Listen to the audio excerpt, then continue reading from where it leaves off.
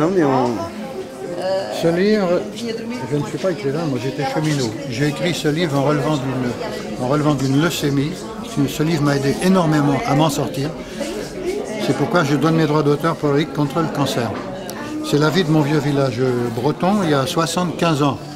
À l'époque, on avait l'eau au puits, on avait l'éclairage au pétrole, on avait les toilettes au Ça veut dire jardin, que c'est Civelles, le nom du village? Civelles, non, le village s'appelle Quinsignac.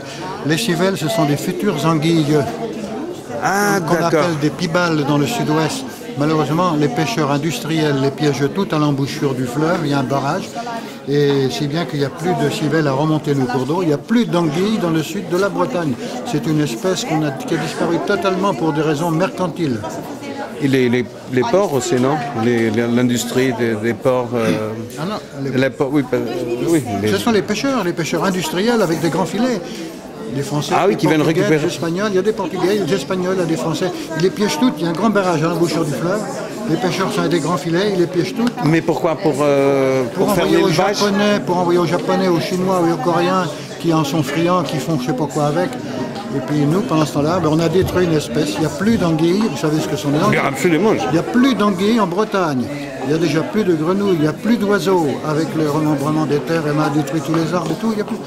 Alors on détruit la nature. Et ça, ce livre, il part de la nature, de votre village, du temps où... À l'époque, ce n'est pas la vie des civelles. Il y a un chapitre là-dessus sur la pêche des civelles. Et c'est l'époque où on les pêchait à plein seau. On les donnait tellement il y en avait, on les donnait aux poules, on les donnait aux cochons. Les gens les conservaient dans le saloir comme le lard, etc. C'était le plat du pauvre, comme la morue autrefois au Portugal. Oui. Maintenant, c'est plus cher que... C'est hors de prix. Alors moi, je donne mes droits d'auteur. C'est la 4e édition, vous voyez. Ce livre a beaucoup de succès. C'est ce que... 4e édition de suite. Et la 5e va paraître ce mois-ci. Ah ben bravo, il faut faire un deuxième, quoi. Le deuxième, ah oui, il est déjà là, un phare au cœur de la nuit. Alors celui-là m'a aidé à me relever de ma leucémie, mais je ne parle pas de ma leucémie. C'est un ami qui m'a dit, mais tu devrais en parler. Alors je viens d'écrire ce deuxième pour en parler. Vous considérez que le fait d'écrire ce livre l'a aidé à... Énormément.